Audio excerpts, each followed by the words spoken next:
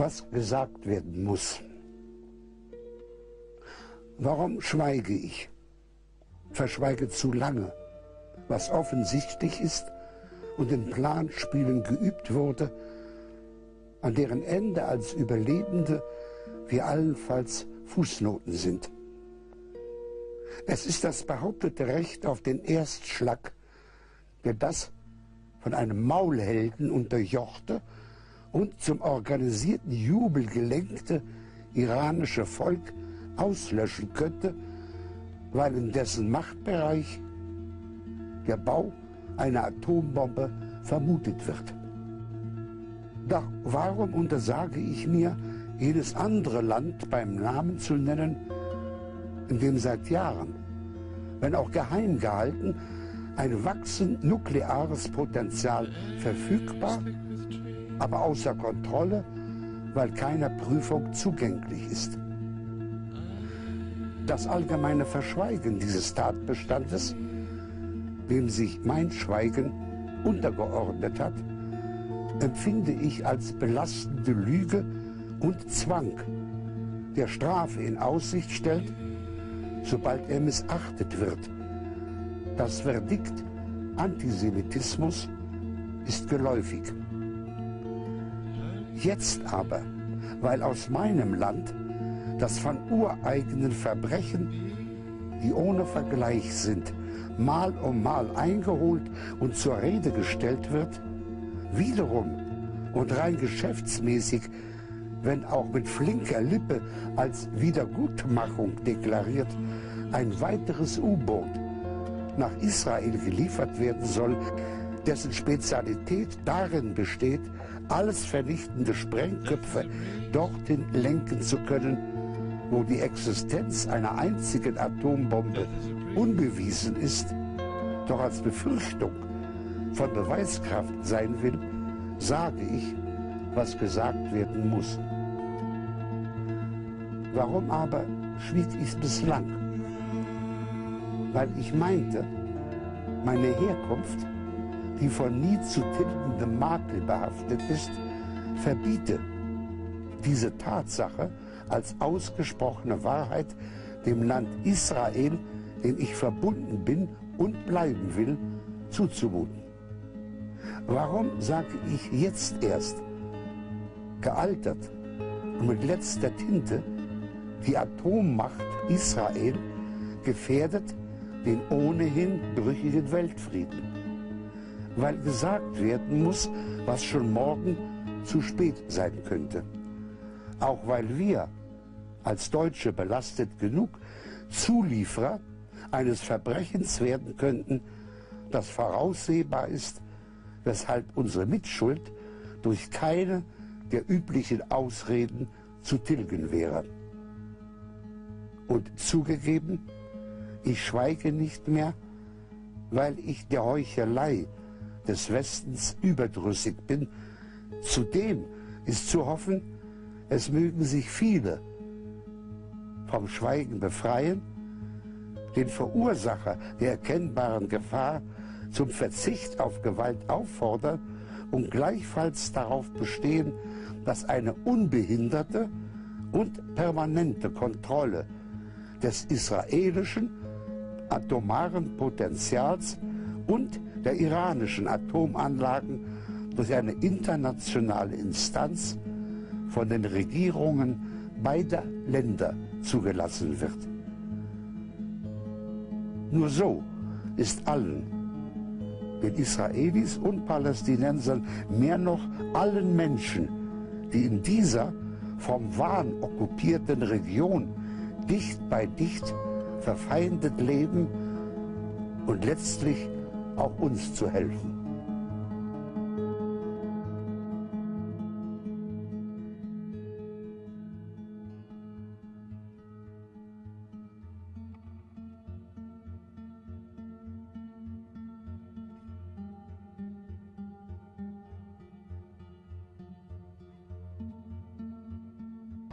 Para el gobierno israelí actual, el poema de Grass constituye un ataque antisemita procedente de un antiguo miembro de la CSS. El gobierno de Netanyahu ha declarado a Grass persona non grata y le ha prohibido entrar al país. El lunes, la Asociación de Escritores en Hebreo de Israel denunció un polémico poema escrito por el Premio Nobel de Literatura Günter Grass y se los declara en contra de todas las expresiones de deslegitimización contra Israel y el pueblo judío. El ministro del Interior de Israel propone retirar el premio Nobel a Günter Grass por su crítica al Estado hebreo en un poema recientemente publicado.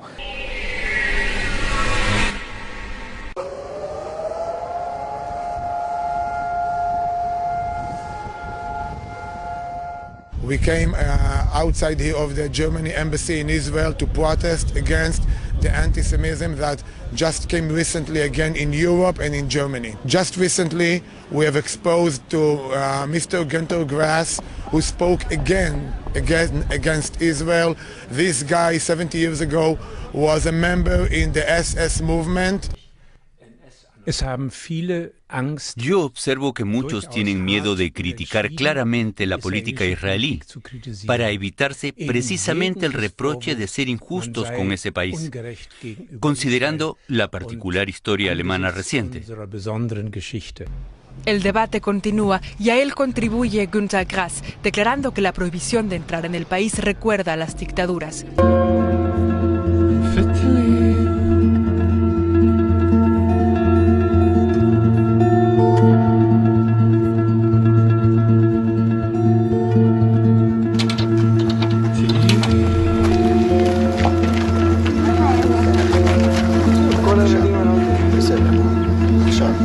עכשיו, ואתה נוסע. יש להם עולים, יש לך אישור לעבור. אתה יכול לעבור. בסדר, תודה רבה.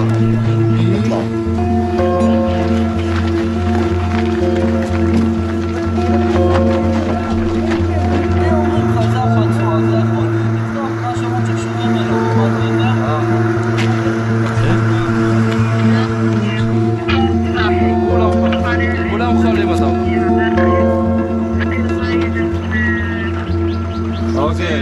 צאו החוצה, כולם, צאו.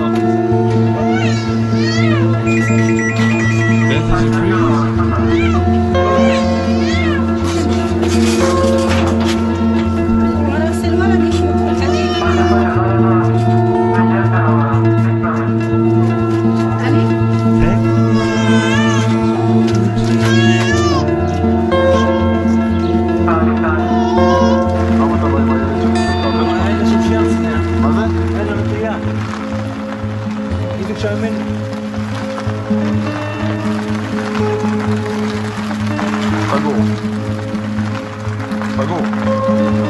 הם הולכים, אתה? חכה שמה, תקשיב. הם יחזרו.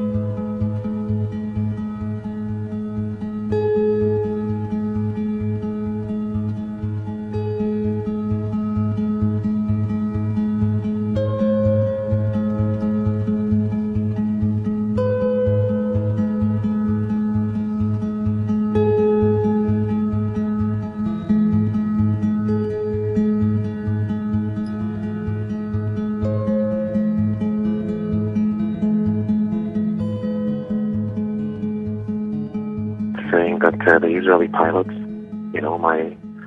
my friends until recently, are now engaged in war crimes, and it should be said and be very, very clear that those who are participating now in bombing Gaza are, and it's sad for me to say that, but are war criminal and should be brought to International Court of Justice.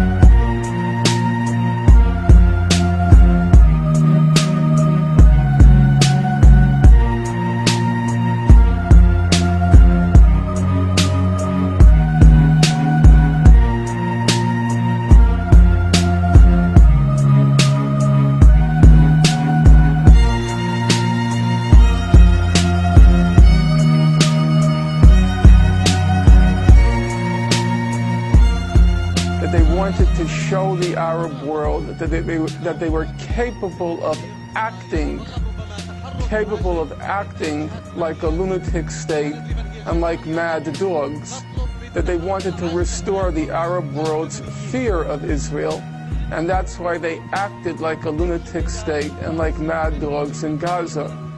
But after yesterday's events, we really have to ask the question, is Israel acting like a lunatic state? Or has it become a lunatic state? Con su última tinta, el escritor nos advierte en su poema lo que hay que decir, que Israel tiene previsto ejecutar un ataque nuclear contra Irán.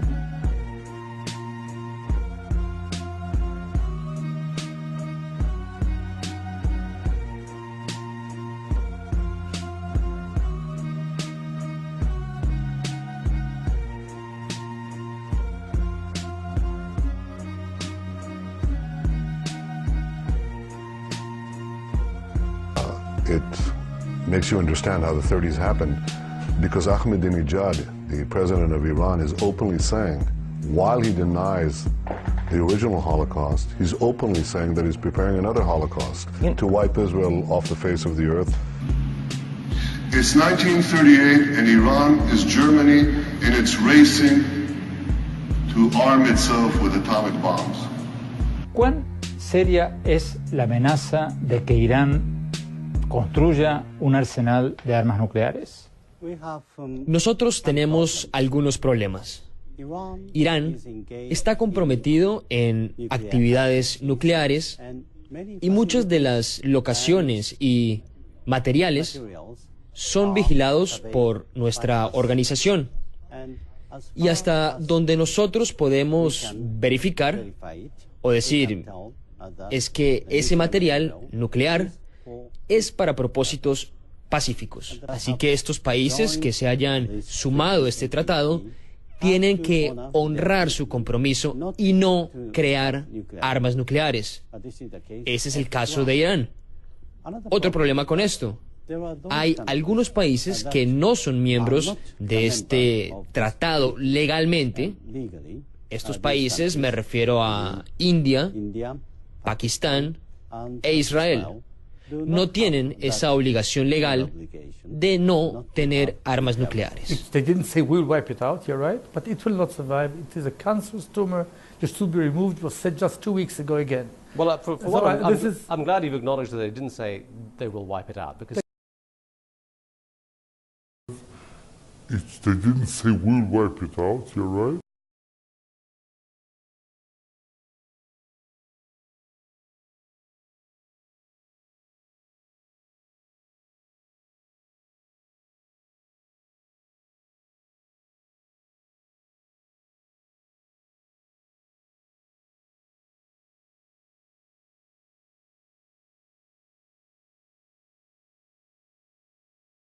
Iran's nuclear program.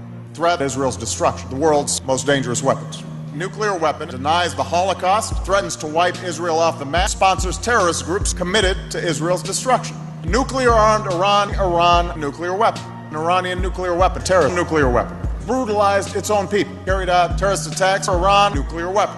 Iranian regime. Iranian nuclear program. Iran fails to meet its obligations.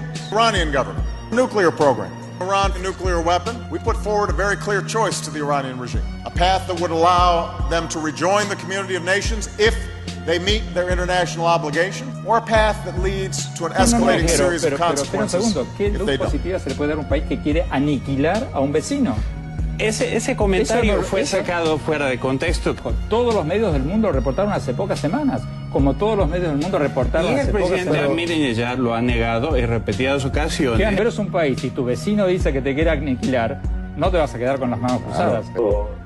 Los temores de Israel son muy reales, las declaraciones de Ahmadinejad son muy claras. No hay acá ninguna manipulación de ninguna prensa capitalista, de ninguna prensa, de ninguna otra cosa. Las palabras son demasiado claras en cuanto a su deseo de borrar a Israel del mapa. Hay una diferencia. Un país, Irán, dice que quiere destruir al otro. En el aspecto controversial, las medidas, es incomparable un programa nuclear con otro y no resiste análisis. Las medidas que ha adoptado Israel a través de la historia en la lucha contra la proliferación nuclear, a pesar de no ser un Estado firmante, deberíamos elogiarlas y no criticarlas en Occidente, porque estas medidas han incluido acciones militares exitosas como el ataque preventivo. They say the leader of Iran says he wants to wipe Israel off the face of the earth. He didn't say that, and you know very well he didn't say that. He said he wanted Zionism to be wiped off the page of history, just like he said Nazism and communism. When you wanted to wipe out communism, you didn't want to wipe out Russia. You didn't want to wipe out the Russian people. This was a political statement. But George, it's all right in the news of the record, world, but this is the Oxford Union, Francis. George, have a bit of intellectual rigor. George, your record of... In my line of work, you got to keep repeating things over and over and over again for the truth to sink in, to kind of catapult the propaganda.